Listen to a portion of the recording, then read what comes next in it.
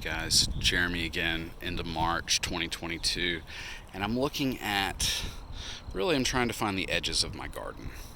Somewhere in this area is a row of stones, but Vinca minor, which I have two types of, variegated here and a non-variegated like this one.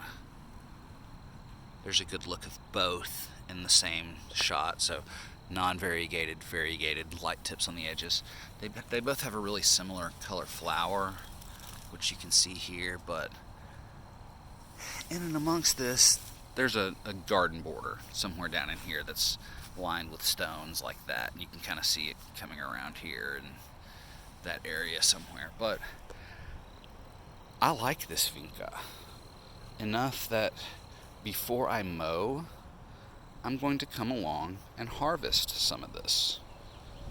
And from there, I will be able to take it and plant it in places I would like, share it with my friends, and it won't go to waste. And these little plants worked really hard to get to where they are. And yeah, they're outside of the garden edge by 18 inches or more. So I'll put their work to good use by putting a little bit of work of my own into the mix. But yeah, they're doing exactly what I was hoping for. This area of my yard up here used to be no man's land. Nothing would grow up here. It was privet hedge around a pine tree, neither of which I was incredibly proud of. And now it's an area that has been planted. It's been cultured and cultivated. This will be a little eastern redbud tree coming into foliage very shortly. I don't know if you can see that, but that guy was transplanted over here a couple of years ago.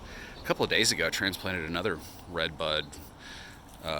Anyway, this down in this area is my Mediterranean herb garden area.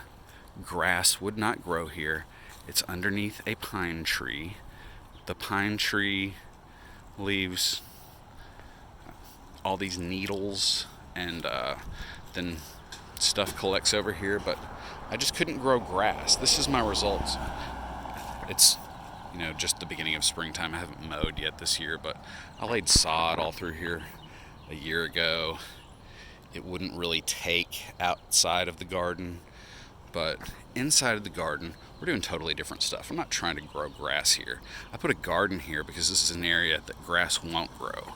So it now has irises, daylilies, the vinca, like I was talking about, Asiatic lilies, these plants that are dead from last winter. Purple perilla will start coming up here. Actually, green and purple perilla. And anyway, daylilies are coming down toward this area. We've got cilantro, parsley, thyme, oregano. Looks like another oregano. That tag down there says parsley. There was a parsley plant there last year. I'm hoping it's gone to seed through a lot of this area, and I actually overseeded this area with parsley again. Daffodils. Sedum. Sedum's a good plant that doesn't grow that will grow places that a lot of other plants won't. So there's just a mix of stuff in this crappy soil, thin, shallow, rocky soil in West Little Rock, Arkansas. So yeah, what grows over here? Well, daylilies will grow through the winter here. What else grows here? Perilla, vinca, Asiatic lilies, that kind of stuff. Daylilies. Oh, I mentioned that. Daffodils. I don't really care for what,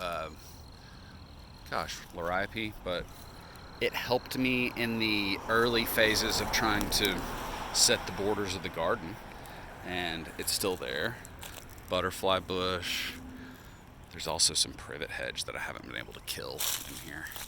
Yeah, that thing sticking up right there. We don't like it. I mean, whatever.